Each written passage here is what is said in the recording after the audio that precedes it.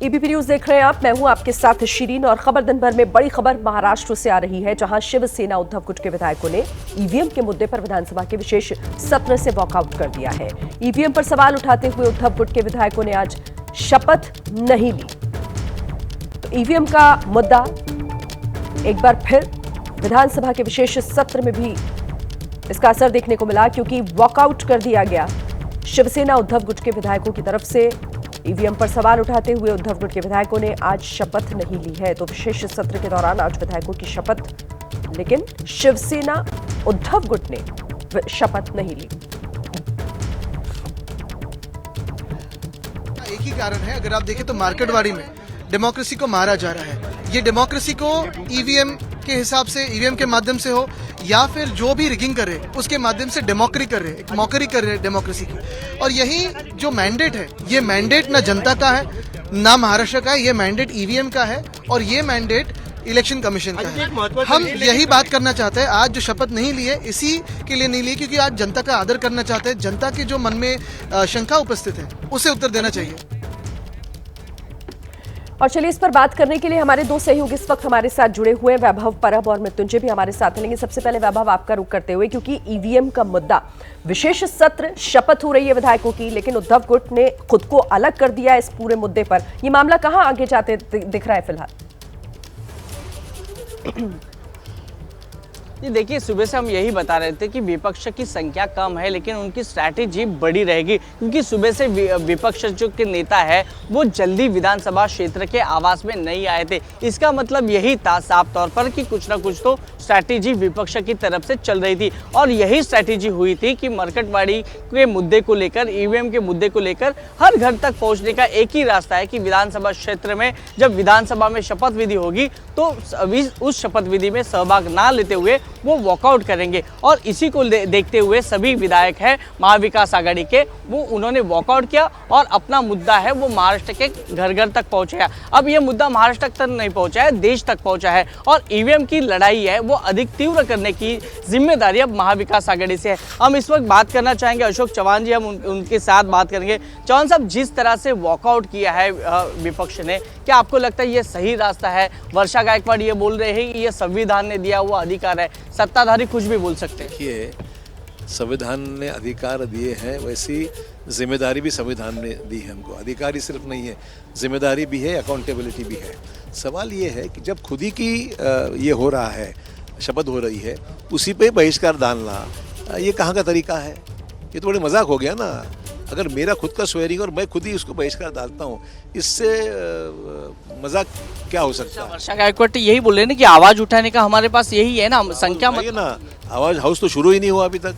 आज तो दो ही दिन शपथ ग्रहण होगा। परसों राज्यपाल का अभिभाषण पे चर्चा, उसको राज्यपालों का अभिभाषण होगा। उसके बाद स्पीकर का इलेक्शन है। तो थर्ड डे है आपके पास कुछ बोलना, या फिर नागपुर अधिवेशन बेटर है कि आप नोटिस दे के कुछ कर सकते हैं। आप सीधा आके आज और कल में सिर्फ शपथ ग्रहण होना है, तो खुद ही के शपथ ग्रहण पे बहिष्कार डालना, इसका मतलब विरोधी पार्टी डायरेक्शनलेस है। उनको पता ही नहीं चल रहा है कभी कौन सा क्या करना चाहिए, और उन्होंने जो भी किया है बड़ा मजाकिया हो गया है। इस स्ट्रैटेजी को क्या बोलेंगे? स्ट्रैटेजी क्या? स्ट्रैटेजी नहीं है कुछ, there is no strategy. Uddhav Thackeray को मिलने जा रहे हैं, फिर पवार साहब को मिलेंगे, फिर मार्केटवाड़ी जाने की कोशिश करेंगे। जहाँ जब मर्जी जाइए, देश के बाहर जाइए, देश के अंदर जाइए, जहाँ जाना जाइए, आपके पास काफी समय है अभी जाने की। ये तो साफ है ना साहब की सत्ताधारियों को बदनाम करने की तो ये कोशिश हो रही है ना। कोई बदनामी नहीं होती। इतनी भारी बम्पर मेजॉरिटी से सरकार चल रही है अभी कि इसमें ये 46 लोग कुछ भी नहीं कर सकते। ऐसा है कि इन्होंने आज आवाज उठा के हर घर घर तक पहुंचे हैं, लोगों को ईवीएम का मुद्दा अब समझ में आ रहा है, ऐसी बात कर रहे हैं। तो देखो, ये बात अभी यहाँ से शुरू हुई है, अब नागपुर अधिवेशन होगा उसमें भी आवाज उठाएंगे। तो ठीक है ना, ऐसा है। देश के सुप्रीम कोर्ट ने जब एक फैसला दिया है, तो सुप्रीम कोर्ट के फैसले के बाद कुछ रहा ही नहीं। और अगर कोई मामला रहता तो सुप्रीम कोर्ट में सुनवाई होती, नोटिस निकलता, कुछ होता था। तो सुप्रीम कोर्ट ने सीधा उसको वो रिजेक्ट कर दिया, इनका अपील जो है। और ईवीएम बरकरार रखने के बारे में सुप्रीम कोर्ट का फैसला है। आखिरी सवाल आपको, अगर विपक्ष ऐसी स्ट्रैटेजी कर रहा है तो सत्ताधारी उसको क्या जवाब देंगे? मुझे लगता नहीं जवाब देने लायक ही नहीं। 46 लोगों से क्या जवाब देना है? सवाल ये है कि जब कोई इशू ही नहीं है, नॉन इशू है, तो नॉन इशू के बारे में क्या बहस क्या करना है। बहुत बहुत शुक्रिया एबीपी न्यूज़ से बात करने के लिए। तो ये थे अशोक चौहान जी, इन्होंने कहा कि कोई इशू ही नहीं है, जो इशू बनाया गया है उसको कोई मायने ही नहीं रखते हैं। तो देखना ये पड़ेगा कि ये इशू अब सत्ताधारियों को कितना भारी पड़ता है। देखो, कम संख्या में विपक्ष है, महाविकास आघाड़ी के लोग हैं, इसका जवाब तो सत्ताधारी देंगे ज़रूर, पर अभी ये बात नहीं कर रहे हैं क्योंकि शरद पवार, उद्धव ठाकरे ये चुप बैठने वालों में से नेता नहीं है। वो रास्ते पे उतरेंगे, रास्ते में उतर के ईवीएम के बारे में बात करेंगे। अभी जो कम संख्या है, अब आने वाली ये 3 दिवसीय विशेष सत्र है, उसके बाद नागपुर में अधिवेशन होगा, विंटर सेशन होगा, वहाँ पे विपक्ष है वो अपनी आवाज़ रखेगा, आंदोलन होंगे, मोर्चा होंगे, पर इसके बदौलत पर अब विपक्ष पार्टी है वो आगे जाके सत्ताधारियों को किस प्रकार से रोकती है, ये भी देखना दिलचस्प रहेगा। बिल्कुल, आप इस पर नजर बना कर रखिएगा। वैभव, फिर से आपके पास लौटते हैं और देखिए, उद्धव ठाकरे से मिलेंगे महाविकास अघाड़ी के नेता। एक और बड़ी खबर आपको बता देते हैं, मातोश्री पर पहुंच रहे हैं महाविकास अघाड़ी के नेता। ईवीएम के मुद्दे को लेकर चर्चा की जाएगी, मारकवाड़ी गांव को लेकर भी बातचीत इसमें संभव है। तो महाविकास अघाड़ी के नेता मातोश्री पहुंच रहे हैं, उद्धव ठाकरे से मुलाकात करेंगे और आगे बातचीत इसको लेकर भी हो सकती है, मारकवाड़ी गांव मुद्दे पर भी। और आइए इस पर बात करने के लिए मृत्युंजय हमारे साथ जुड़े हुए हैं। मृत्युंजय, महाविकास अघाड़ी के नेता मातोश्री पहुंच रहे हैं, रणनीति जाहिर तौर पर बनाई जाएगी कि आगे किस तरीके से इस मुद्दे को लेकर सरकार की घेराबंदी की जाए। निश्चित तौर पर देखिए, आपको बता दें कि मातोश्री पर 3 बड़े नेता पहुंच चुके हैं। नाना पटोले पहुंच चुके हैं कांग्रेस से, जितेंद्र आव्हाड एनसीपी शरद पवार गुट से पहुंच चुके हैं और आदित्य ठाकरे भी पहुंच चुके हैं। साथ ही साथ शिवसेना यूबीटी के कुछ पदाधिकारी भी पहुंच चुके हैं। जो विधायक शपथ लेने गए थे लेकिन आज वो शपथ नहीं लिए हैं, उसमें से कुछ विधायक भी यहाँ पहुंचेंगे। देखिए, इसके पीछे की रणनीति को समझिए। जिस प्रकार का मैंडेट आया है, जो मैंडेट मिला है 288 विधानसभा सीटों में से 236 का, और छोटे दल भी अब जुड़ गए हैं तो आंकड़ा 240 के पास पार जा रहा है। तो ऐसे पर विपक्ष के पास क्या बचा है? विपक्ष के पास यही बचा है कि वो कोई ना कोई मुद्दा लेकर जनता के बीच जाए और एक बार फिर से अपनी एकजुटता का और अपना जो संदेश है उसे जाहिर करे। मरकड़वाली की जो एक घटना है, दरअसल वहाँ पर बीजेपी के उम्मीदवार जीत गए और एनसीपी शरद पवार गुट के उम्मीदवार 13,000 वोट से हार गए। गांव के कुछ लोगों का ये तर्क है कि हमारे गांव के लोगों ने तो शरद पवार गुट को वोट दिया था, तो यहाँ से बीजेपी को लीड कैसे मिला? तो गांव के लोगों ने वहां पर कहा कि हम बैलेट पेपर पर चुनाव करेंगे, अपना निजी चुनाव कराएंगे, जो कि ये एक नियमों के खिलाफ है, एक चुनाव आयोग का अपमान है। इसीलिए जिलाधिकारी ने यह चुनाव नहीं होने दिया और जो लोग ऐसा कराने चाहते थे ऐसे लोगों पर एफआईआर दर्ज किया। अब उसे मुद्दा बनाकर विपक्ष आक्रामक है और विपक्ष यही कह रहा है कि आवाज दबाई जा रही है और ये संविधान का अपमान हो रहा है, इस प्रकार की बातें कर रहे हैं। लेकिन बिल्कुल सही कह रहे हैं आप। जाहिर तौर पर एक ये बड़ा मुद्दा विपक्ष के पास है और इसीलिए कोई इसे हल्के में जाने नहीं देगा। छोड़ने के मूड में फिलहाल महाविकास अघाड़ी दिखाई नहीं दे रही है। नजर आप दोनों बनाकर रखिएगा। बहुत शुक्रिया फिलहाल इस तमाम जानकारी के लिए। और देखिए, ईवीएम को लेकर जिस तरह से अब यहाँ पर ये मामला आगे बढ़ता हुआ दिख रहा है, महाविकास अघाड़ी के विरोध पर महाराष्ट्र के डिप्टी सीएम अजीत पवार ने तीखा हमला बोला है। विपक्ष के बहिष्कार से कुछ नहीं होगा, हमें वोटर्स ने जिताया है। अजीत पवार का ये कहना कि कुछ करना है तो चुनाव आयोग जाना चाहिए। विपक्ष को अगर लगता है तो आयोग से न्याय नहीं मिला है तो फिर वो कोर्ट जाए। तो चुनाव आयोग जाने की बात अजीत पवार कह रहे हैं और साथ ही ये भी कि अगर लग रहा है न्याय नहीं मिला तो कोर्ट की तरफ जाए। अभी आज जो अपोजिशन वालों ने वॉकआउट किया है, उनका कहना है कि ईवीएम के बारे में किया है, हमें पता नहीं, लेकिन आप जैसे मीडिया के लोग ही बोलते हैं कि कोई ईवीएम के बारे में हुआ है, कोई बोलता है और किसी कारण हुआ है। वैसे तो मैंने पहली दफ़ा देखा है, चुनाव हुआ है, लोगों ने, वोटर ने जीत के दिया है और अभी यहाँ वॉकआउट करके कुछ होने वाला नहीं है। अगर उनको कुछ करना है तो इलेक्शन कमीशन के सामने जाना चाहिए। इलेक्शन कमीशन के तरफ से उनको अगर ऐसा लगा कि हमें न्याय नहीं मिल रहा है तो उन्होंने कोर्ट की स्टेप वहाँ जाना चाहिए। अब आगे बढ़ते हुए बात दिल्ली में बढ़ते अपराध की करेंगे। दिल्ली के शाहदरा के विश्वास नगर में कारोबारी सुनील जैन की हत्या कर दी गई। बाइक सवार अपराधियों ने सुबह नाम पूछकर गोली मारी और उसके बाद एक बार फिर दिल्ली की कानून व्यवस्था सवालों के घेरे में है। दिल्ली के शाहदरा के विश्वास नगर का ये मामला, जहां पर दिन दहाड़े हत्या का मामला। मॉर्निंग वॉक पर निकले कारोबारी से पहले उसका नाम पूछा गया। चश्मदीदों का ऐसा दावा है कि नाम पूछकर कारोबारी को गोली मारी गई और हत्या की गई। बाइक सवार बदमाश आए थे जिन्होंने इस वारदात को अंजाम दिया है।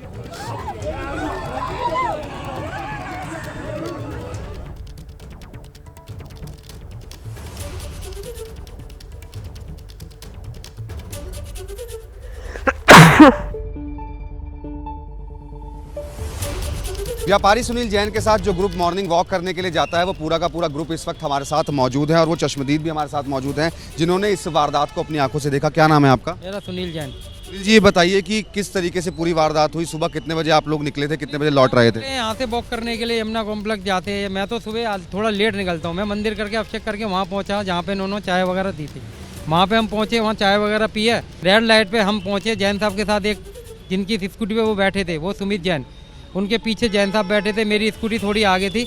वहाँ पे उन्होंने 2 बंदे आए हैं मोटरसाइकिल पे। उन्होंने पूछा कि आपका मोबाइल गिर गया है। मोबाइल वोबाइल सब चेक करा, कह रहा नहीं है किसी का भी। तो जैन साहब का नाम पूछा, इतनी देर में एक बंदा आया, उसने सीधे तमंचा मारा, उनके गोली मारी है 2। फिर वो नीचे गिर गए, पीछे 2-3 गोली दूसरा बंदा आया, उसने मारी है। वो बंदा नहीं समझ में आया, पता नहीं कौन थे, कहाँ से आए, ये नहीं समझ में आया। चेहरे पहचान में आ रहे थे उनके? कुछ समझ नहीं आया था। यानी कि टारगेट करके गोली मारी गई, नाम पूछ करके? हाँ, नाम पूछ के। आपको लगता है कि जैन साहब की किसी से कोई दुश्मनी हो सकती है? किस तरीके के आदमी थे वो जिस विचारधाराओं के आदमी थे, कोई दुश्मनी नहीं, लोगों को सही सलाह देने वाले, सही समझाने वाले और सही मायने में हम सबके बड़े थे। अगर हमें किसी भी चीज़ की कहीं उलझे होते तो हमें सलाह देते थे। तो ऐसा नहीं है, वो बहुत अच्छे आदमी थे और हाथ जोड़ के चलने वाले थे और वो किसी से कोई लड़ाई झगड़े वाले बंदे हो ही नहीं सकते। जिनके साथ वो बैठे हुए थे, जिनके साथ वो स्कूटी पे बैठे हुए थे, उनको कुछ नहीं कहा? नहीं, उन्होंने कुछ नहीं कहा, किसी को कुछ नहीं कहा। उन्हीं को टारगेट करा था। भीड़ है, रेड लाइट चल रही है, रेड लाइट पे कांड हुआ है। ये कहाँ से हम बता दो? दिल्ली में। दिल्ली नाश्ते वो पीछे की तरफ से आए थे? पीछे से ही आए थे। वो स्कूटी हमारी आगे थी, बस पीछे से उन्होंने रोका, हमारी स्कूटी रेड लाइट पे रुकी थी। उन्होंने कहा मोबाइल गिरा है, किसी ने चेक ही नहीं करा। बंदा तो ऐसे देखता ही है ना, कोई पूछता है किसी का कोई सामान तो नहीं गिर गया, बस आते उन्होंने हमला करा। और दिल्ली में कानून व्यवस्था पर एक बार फिर अरविंद केजरीवाल ने सवाल खड़े किए हैं। अमित शाह जी ने दिल्ली को बर्बाद कर दिया। अरविंद केजरीवाल का ये बयान कानून व्यवस्था को लेकर। उन्होंने कहा कि दिल्ली को जंगल राज बना दिया गया है, लोग दहशत की जिंदगी जी रहे हैं। बीजेपी से दिल्ली की कानून व्यवस्था संभल नहीं रही, दिल्ली वालों को एकजुट होकर आवाज उठानी होगी। तो अरविंद केजरीवाल इससे पहले भी दिल्ली में जिस तरह से वारदातें होती रही हैं उसको लेकर केंद्र सरकार पर हमलावर रहे हैं और इस हत्याकांड के बाद एक बार फिर उनका निशाना केंद्र सरकार पर यह कहते हुए कि दिल्ली की कानून व्यवस्था संभल नहीं रही, दिल्ली को जंगल राज बना दिया गया। साथ ही वो ये भी कह रहे हैं कि दिल्ली वालों को एकजुट होना पड़ेगा। ये देखिए, उन्होंने एक्स पर पोस्ट भी किया इसे लेकर कि चारों तरफ लोग दहशत की जिंदगी जी रहे हैं। बीजेपी से अब दिल्ली की कानून व्यवस्था नहीं संभल रही, दिल्ली वालों को एकजुट होकर आवाज उठानी होगी। अमित शाह पर निशाना साधते हुए अरविंद केजरीवाल ने कहा कि दिल्ली को बर्बाद कर दिया, जंगल राज बना दिया गया है।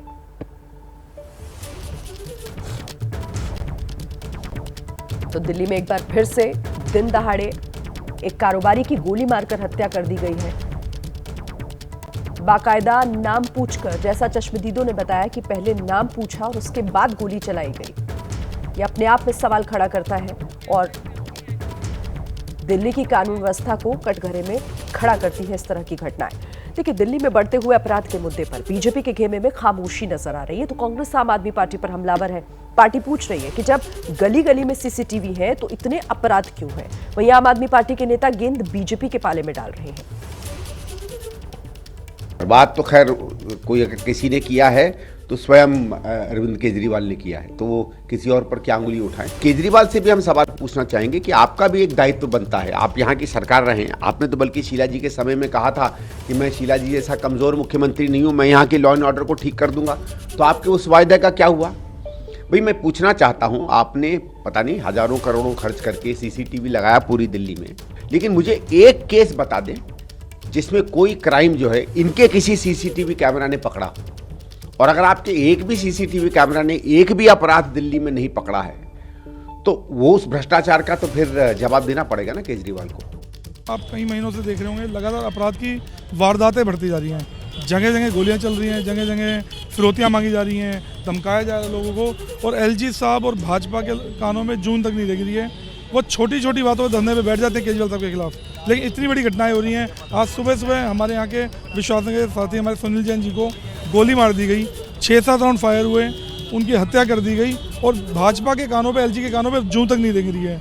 अब कानून व्यवस्था दिल्ली की इतनी ख़राब हो चुकी है, इतनी बिगड़ चुकी है कि अब दिल्ली की जनता को सोचना पड़ेगा क्या करना है। जनता को आवाज़ उठानी पड़ेगी, जनता को खड़ा होना पड़ेगा और देखना पड़ेगा कि अब दिल्ली का क्या किया जाए। और दिल्ली चुनाव के लिए बीजेपी ने नया नारा दिया है, अब नहीं सहेंगे बदल के रहेंगे नाम से ये नया नारा जारी किया है। दिल्ली में अब आम आदमी पार्टी की सरकार नहीं आने वाली। वीरेंद्र सचदेवा की तरफ से ये नारा जारी किया गया, जिस नारे को लेकर अब दिल्ली चुनाव में उतरेगी बीजेपी। बीजेपी का ये नया नारा, अब नहीं सहेंगे बदल के रहेंगे। दिल्ली में अब आम आदमी पार्टी की सरकार नहीं आने वाली है।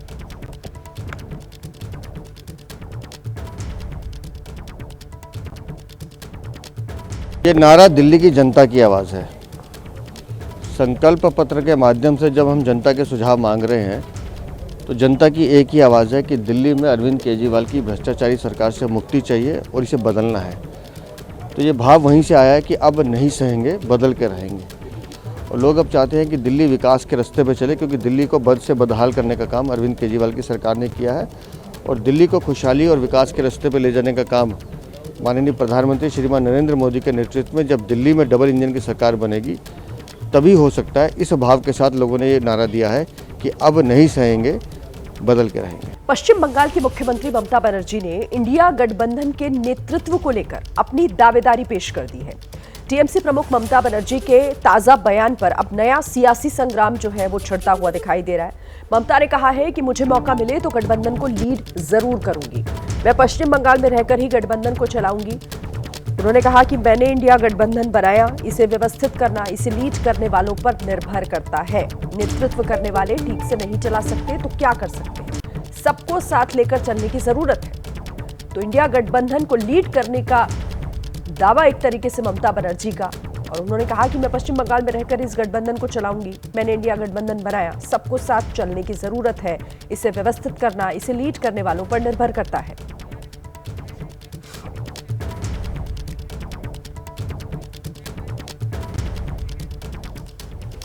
और देखिए ममता बनर्जी का ये बड़ा बयान है। इस पर बात करने के लिए हमारे साथ न्यूज रूम से आशीष कुमार सिंह हमारे साथ जुड़े हुए हैं, मुंबई से वैभव परब भी हमारे साथ है और साथ ही लखनऊ से वीरेश पांडे हमारे साथ जुड़ गए हैं। पटना से शशांक कुमार का भी रुख करेंगे और समझेंगे कि इस पर अलग अलग दलों का क्या रिएक्शन है, कितनी सहमति और किस तरीके का स्टैंड फिलहाल दिख रहा है। लेकिन आप सबका मैं रुख करूं उससे पहले एक बड़ी खबर और है। ममता बनर्जी पर कांग्रेस के सांसद इमरान मसूद का बयान भी सामने आ गया है। उन्होंने कहा कि राहुल के अलावा कोई देश का नेतृत्व करने की स्थिति में नहीं है, हमारी पार्टी कश्मीर से कन्याकुमारी तक है, ममता जी बहुत बड़ी नेता है। ममता जी बहुत बड़ी नेता हैं और हम उनके बारे में क्या बोल सकते हैं। ममता जी तो बड़ी नेता हैं। अब वो जो कह रही हैं उनको लग रहा होगा, लेकिन राहुल गांधी के अलावा कोई देश के अंदर नेतृत्व करने की स्थिति में नहीं है। बिल्कुल गलतफहमी दूर करके रखें। हमारी चाहे कैसी भी स्थिति रही हो, चाहे यहाँ से लेकर और कन्याकुमारी तक राहुल गांधी मिलेंगे और राहुल गांधी जिस मजबूती के साथ बात को रख रहे हैं, मैं समझता हूँ उसमें कोई गुंजाइश नहीं है। और चलिए शुरुआत आशीष में आपसे कर लेती हूँ, क्योंकि इमरान मसूद का ये बयान ये साफ जाहिर हो रहा है कि अड़ंगा अटकाने के लिए सबसे आगे इस दावे को लेकर कांग्रेस ही दिखाई देगी। इमरान मसूद भी वही कह रहे हैं।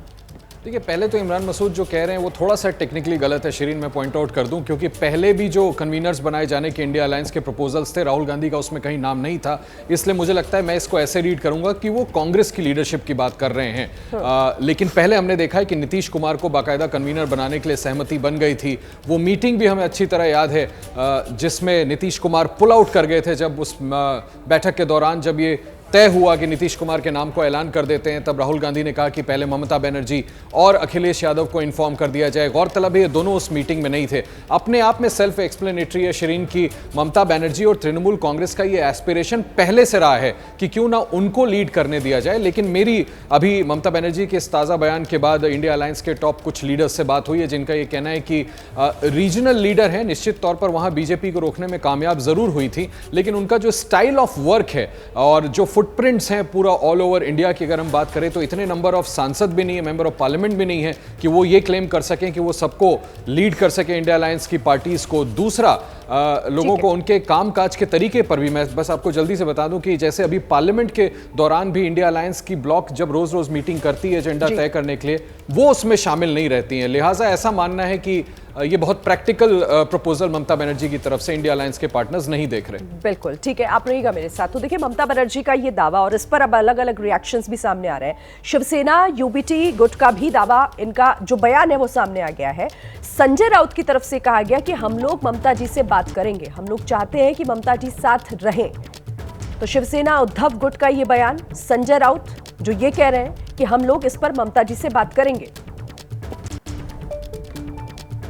ममता जी की ये राय हमें मालूम है। हम सब चाहते हैं कि ममता जी इंडिया ब्लॉक की प्रमुख घटक रहे, हमारे साथ रहे, चाहे ममता जी हो, चाहे अरविंद केजरीवाल जी हो, हाँ, शिवसेना हो, हम सब लोग एक साथ हैं। कुछ थोड़े बहुत अगर मतभेद है, हम खुद कोलकाता में जाकर ममता दीदी से बात करने वाले हैं। वैभव, आपसे इस पर बात करते हैं क्योंकि संजय राउत कह रहे हैं हम बात करेंगे, लेकिन स्टैंड क्लियर होता हुआ दिखाई दे रहा है क्या, चाहे हम यहां पर बात करें शिवसेना उद्धव गुट की या फिर एनसीपी शरद पवार की? देखो, इंडिया गठबंधन के सबसे दो बड़े सहयोगी दल है वो महाराष्ट्र में है। एक यूबीटी जो उद्धव ठाकरे लीड कर रहे हैं और दूसरा शरद पवार की एनसीपी पार्टी। अब दोनों चेहरे ऐसे हैं कि जो अपने अपने उनके नेता है, कार्यकर्ता है, वो यही दिखाना चाहते हैं कि इंडिया गठबंधन में हमारा नेता सबसे बड़ा हो, हमारा नेता नेतृत्व करे। देखो, संजय राउत ने आज बयान दिया है समझदारी वाला, लेकिन इसके पहले बयान क्या देते थे इंडिया गठबंधन से महाराष्ट्र में कि उद्धव ठाकरे आने वाले दिनों में पंतप्रधान पद के चेहरे होंगे, आने वाले दिनों में मुख्यमंत्री होंगे, इंडिया गठबंधन के लिए वो आखिरी भाषण करेंगे। तो ऐसे सारे बयानों को देखते हुए पहले तो महाराष्ट्र में महाविकास आघाड़ी हो या इंडिया गठबंधन हो, इनमें एक बात सही नहीं हो पाती थी। लेकिन अब जिस तरह से बात हो रही है, ये विधानसभा चुनाव के नतीजे आने के बाद के ये सब निर्णय अब सामने दिख रहे हैं। संजय राउत ने अभी ये क्या कहा कि हम ममता बनर्जी को जाकर मिलेंगे, लेकिन ये बात उनको साफ करनी होगी कि उद्धव ठाकरे ये इंडिया गठबंधन के नेतृत्व करने में आगे नहीं चल रहे हैं, वो उनके साथ ही चलेंगे। अगर राहुल गांधी नेतृत्व करेंगे तो भी उद्धव ठाकरे साथ रहेंगे, शरद पवार साथ रहेंगे, और ममता बनर्जी भी अगर नेतृत्व करेगी तो उद्धव ठाकरे वही साथ में रहेंगे। देखो, बात नेतृत्व की है और महाराष्ट्र में ये दोनों नेता का कद बड़ा है, दोनों भी नेता बड़े हैं, इसीलिए उनका स्टैंड क्या रहता है, उनकी पार्टी इस पर क्या रिएक्ट करती है, ये भी महत्वपूर्ण है। ठीक है, देखिए अब समाजवादी पार्टी की भी बात कर लेते हैं। समाजवादी पार्टी का ममता के समर्थन में बयान सामने आया है। ममता नेतृत्व देने में पूरी तरीके से सक्षम है, उदयवीर सिंह का ये बयान। ममता जी इंडिया गठबंधन का नेतृत्व करें, हमारा सहयोग रहेगा, उनके नेतृत्व में हम लोगों को जाना चाहिए। लंबा अनुभव है, संघर्ष के रास्ते से उन्होंने राजनीति में स्थान बनाया है और सब तरह से राजनीतिक मुकाबला किया है, वो पूरी तरह सक्षम है और हमारे दल की और उनसे व्यक्तिगत सब तरह के रिश्ते अच्छे हैं।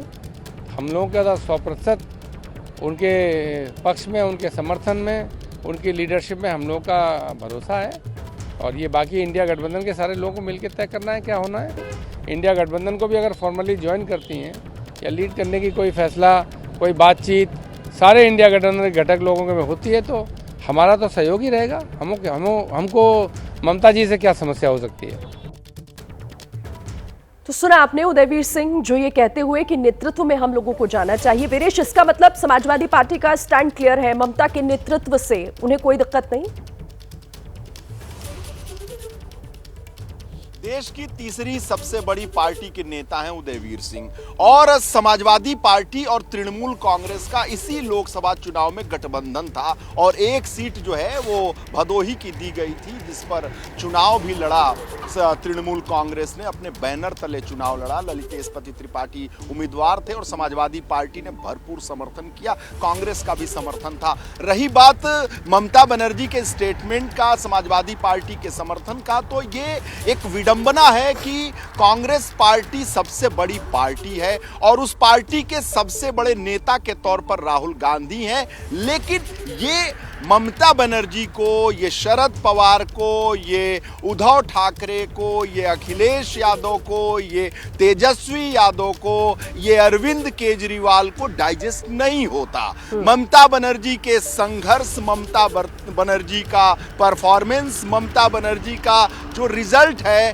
वो ये साबित करता है कि इंडिया ब्लॉक की सबसे कद्दावर नेता के तौर पर अगर कोई पूरे देश में है उसका नाम ममता बनर्जी है, जो सीधे और सीधे लड़ाई में अमित शाह, नरेंद्र मोदी और भारतीय जनता पार्टी को पटकनी देती हैं। तो अपने व्यक्तित्व, अपने कृतित्व के नाम पर अगर समाजवादी पार्टी को उसका समर्थन है, तो अगर हम आड़े तिरछे बात करें तो इंडिया ब्लॉक में लगभग 90% से ज्यादा ऐसे सहयोगी दल हैं जो ममता बनर्जी के नाम पर समर्थन देने को राजी हैं। और यही बात खुले तौर पर कहीं ना कहीं समर्थन एक तरीके से ममता बनर्जी को देती हुई समाजवादी पार्टी दिख रही है। वीरेश रहिएगा मेरे साथ।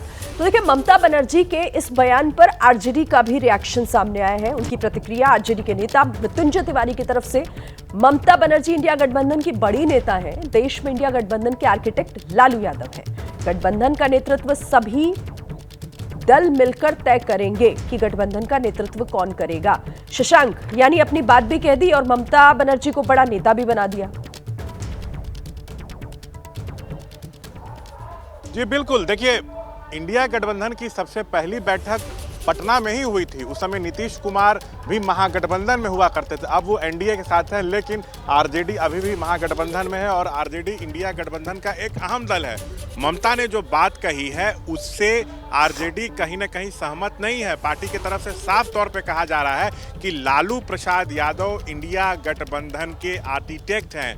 लीड कौन इसको करेगा, ये जो जितने भी दल हैं इंडिया गठबंधन में, वो मिलकर तय करेंगे। देखिए, मेरे साथ आरजेडी के प्रवक्ता मृत्युंजय तिवारी हैं। सीधा सवाल उनसे किया जाएगा, ममता बनर्जी को इंडिया गठबंधन का क्या आप नेता मानते हैं? क्या आप चाहते हैं कि वो लीड करें? एकदम उन नेता हैं, मजबूत नेता हैं। बंगाल में बीजेपी को, सांप्रदायिक शक्तियों को उन्होंने उखाड़ फेंका है।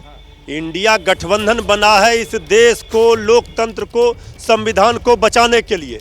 इसी की लड़ाई सब मिलकर लड़ रहे हैं। इंडिया गठबंधन की पहली बैठक इसी पटना में हुई थी। ममता दीदी भी आई थी। तो ममता दीदी पर कहाँ कोई सवाल है, ममता दीदी मजबूत। क्या लीड करें आप चाहते हैं? भाई ये लालू प्रसाद यादव इंडिया गठबंधन क्या ठीक है शशांक, आरजेडी ये कहते हुए कि लालू यादव का भी कद बड़ा है और ममता बनर्जी को भी बड़ी नेता, लेकिन एक तरीके से वो अपना स्टैंड यहाँ इशारों में साफ करते हुए। बहुत शुक्रिया आप सभी का हमारे साथ जुड़ने के लिए और इस बातचीत के लिए। अब आगे बढ़ते हुए बात कर लेते हैं दिल्ली की, जहां पर कानून व्यवस्था का मुद्दा एक बार फिर से जोरों पर है और अरविंद केजरीवाल ने इसे लेकर बयान भी दिया है। कहा है कि दिल्ली में खराब कानून व्यवस्था के लिए अमित शाह जिम्मेदार है। दिल्ली के लोग दहशत में जी रहे हैं। अरविंद केजरीवाल ने कानून व्यवस्था के मुद्दे पर अमित शाह को घेरा है।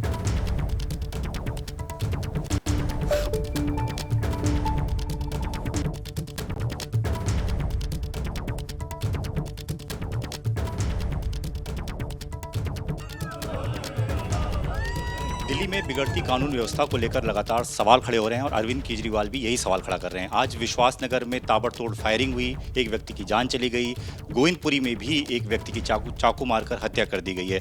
इस बारे में बातचीत करने के लिए हमारे साथ खुद अरविंद केजरीवाल जी हैं। अरविंद जी, आप जो मुद्दा लगातार उठा रहे हैं वो लेकिन अभी भी जारी है। आज 2 बड़ी घटनाएं हुई हैं जिसका आपने जिक्र भी किया थोड़ा। बिल्कुल, दिल्ली में बिगड़ती हुई कानून व्यवस्था को लेके मैं बहुत ज़्यादा चिंतित हूँ। आज सुबह उठे तो उठते ही पता चला कि विश्वास नगर में एक बर्तन के कारोबारी संजय जी कोई वो वॉक करने के लिए जाते थे, मॉर्निंग वॉक से लौट रहे थे और रास्ते में 7-8 राउंड गोली उनको सड़क के ऊपर, भरी सड़क के ऊपर मार के 2 बाइक सवार आए और मार के चल भाग गए। और उसी तरह से गोविंदपुरी में थोड़ी देर में पता चला गोविंदपुरी में चाकू मार के किसी की हत्या कर दी गई। वहीं गोविंदपुरी में जहां आज चाकू मार के हत्या की गई है, अभी हफ्ता भर पहले वहीं पे एक पुलिस कांस्टेबल को चाकू मार के हत्या की गई थी। पूरे दिल्ली के अंदर इस टाइम इतना बुरा माहौल है। व्यापारियों के पास फिरौती की कॉल्स आ रही है गैंगस्टर्स की। बड़े बड़े गैंगस्टर्स ऑपरेट कर रहे हैं दिल्ली के अंदर। एक मिठाई की दुकान वाला है, उसके पास कॉल आई कि 2 करोड़ रुपए दे दो, नहीं तो हम तुम्हारे परिवार को नुकसान पहुंचाएंगे। उसने जब मना कर दिया तो उसके 2 दिन बाद उसके दुकान पे आके और उन्होंने शूट आउट किया उसकी दुकान पे, और फिर दोबारा उनके पास कॉल आई। उसी तरह से एक कार के शोरूम वाला है, उसको कॉल आई कि 5 करोड़ रुपए दे दो नहीं तो तुम्हारे परिवार को नहीं छोड़ेंगे। उसके यहाँ 22 राउंड गोलियाँ उसके शोरूम के ऊपर चलाई गई। पूरी दिल्ली में चल क्या रहा है? एक पंचशील पार्क में 64 साल के बुजुर्ग हैं जिनके घर में घुस के उनका मर्डर कर दिया गया। तो ना सीनियर सिटीजन्स बुजुर्ग लोग हैं वो डरे हुए हैं, जितने व्यापारी हैं इतना ज़बरदस्त भय है व्यापारियों के अंदर कि कैसे व्यापार करें। जिस मर्जी व्यापारी को कॉल आ रहे हैं एक्सटॉर्शन के लिए, फिरौती के लिए। महिलाएं सुरक्षित नहीं हैं, महिलाएं बाहर निकलने में डरती हैं, उनके साथ रेप हो रहे हैं, गैंग रेप हो रहे हैं, किडनैपिंग हो रही है, चेन स्नैचिंग, फ़ोन स्नैचिंग इतनी ज़्यादा बढ़ गई है पिछले दिनों में। पूरे दिल्ली के अंदर बुरी तरह से अफरा तफरी का माहौल है और इतना बेखौफ कैसे घूम रहे हैं अपराधी। तो मैं अमित शाह जी से ये जानना चाहता हूँ कि वो आखिर कर क्या रहे हैं, क्योंकि दिल्ली की कानून व्यवस्था सीधे सीधे अमित शाह जी के अंडर में आती है, तो उनको कुछ तो करना पड़ेगा। पूरी दिल्ली वो अपना चुनाव कराने में व्यस्त हैं आम बीजेपी को, और दिल्ली तो बिल्कुल राम भरोसे छोड़ दिए उन्होंने। आपने बड़ी बात भी कही कि अमित शाह ने दिल्ली को जंगल राज बना दिया है। सवाल सर ये उठ रहा है कि आखिर अमित शाह को आप इतना टारगेट कर रहे हैं। आप अपनी योजनाओं के बारे में चुनाव में बताते थे, इस बार अमित शाह को लेकर आप सवाल उठा रहे हैं, कानून व्यवस्था को लेकर आपने एक मुद्दा बनाया, पीड़ित परिवारों से मिलने भी लगातार जा रहे हैं, उस पर आप? उसका कारण ये है कि पिछले साल 2-3 साल के अंदर, और ख़ासकर जब से अमित शाह जी गृह मंत्री बने हैं 2019 में, तब से स्थिति बद से बदतर होती गई है। तो थोड़ा सा दर्शकों की जानकारी के लिए बता दूं कि दिल्ली की जनता ने 10 साल पहले 2 सरकारें बनाई थी दिल्ली में, एक आम आदमी पार्टी की सरकार और एक केंद्र में बीजेपी की सरकार। हमें लोगों ने जिम्मेदारी दी थी कि अच्छे स्कूल बनाओ, हमने अच्छे स्कूल बना दिए। हमें जिम्मेदारी बिजली ठीक करो, हमने बिजली ठीक कर दी। हमें कहा भी अस्पताल ठीक करो, हमने ठीक कर दिए। एक जिम्मेदारी दिल्ली की कानून व्यवस्था की जिम्मेदारी, दिल्ली की पुलिस की जिम्मेदारी उन्होंने केंद्र सरकार को दी थी, और केंद्र सरकार में ये मामला, दिल्ली की कानून व्यवस्था का मामला सीधे सीधे गृह मंत्रालय यानी कि अमित शाह जी के अंडर में आता है।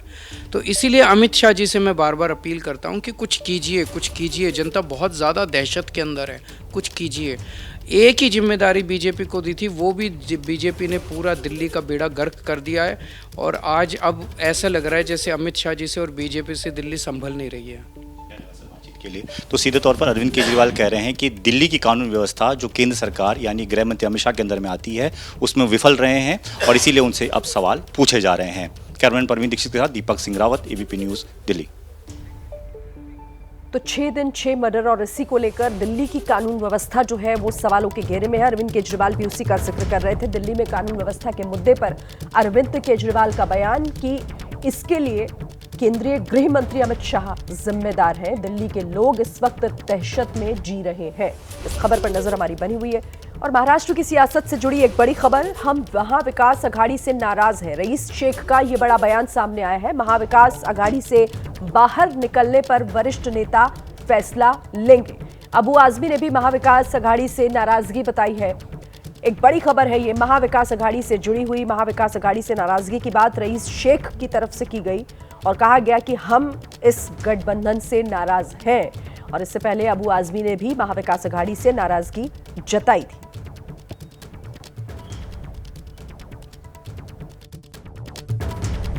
महाराष्ट्र हो या देश हो, पूरी तरह से माहौल बिगड़ा हुआ सा लग रहा है। एक तरफ ममता बनर्जी इंडिया गठबंधन का नेतृत्व करने की बात कर रही है, तो दूसरी तरफ समाजवादी पार्टी के विधायक महाराष्ट्र से महाविकास आघाड़ी से बाहर करने की बात कर रहे हैं। क्या वजह जान लेते हैं। रईस शेख हमारे साथ है। रईस जी, किस वजह से आप महाविकास आघाड़ी छोड़ने की बात कर रहे हैं और क्या हुआ है?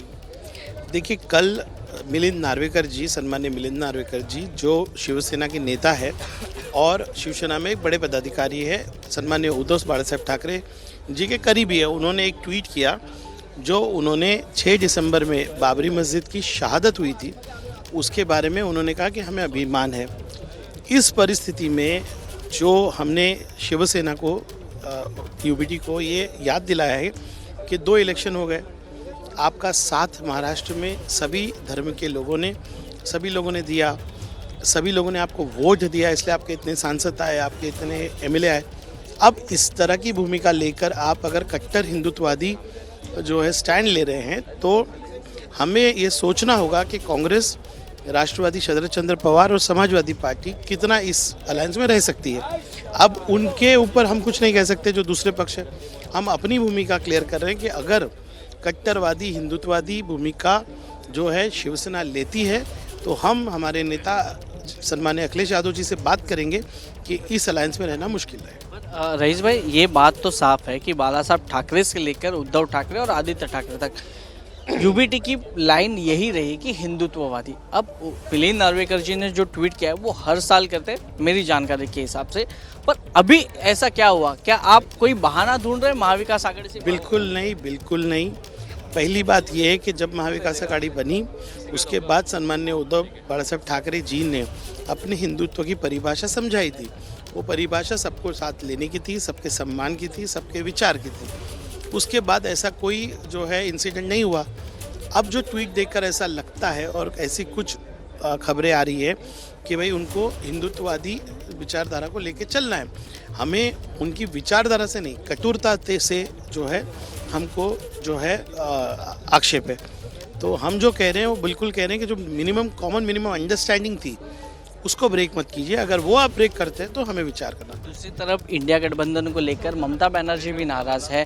महाराष्ट्र में और हरियाणा में जिस प्रकार के नतीजे सामने आए हैं उसको लेकर उन्होंने बयान दिया है कि मुझे बंगाल के बाहर नहीं जाना है, लेकिन मौका मिला तो इंडिया गठबंधन का मैं नेतृत्व करूँगा। अच्छी बात है ना, मंजूर है क्या? देखिए, ये तो अखिलेश यादव जी, सम्माननीय अखिलेश यादव जी के स्तर पे ही बात तय हो सकती है। तो महाराष्ट्र में समाजवादी पार्टी के नेता महाविकास आघाड़ी गठबंधन से नाराज चल रहे हैं।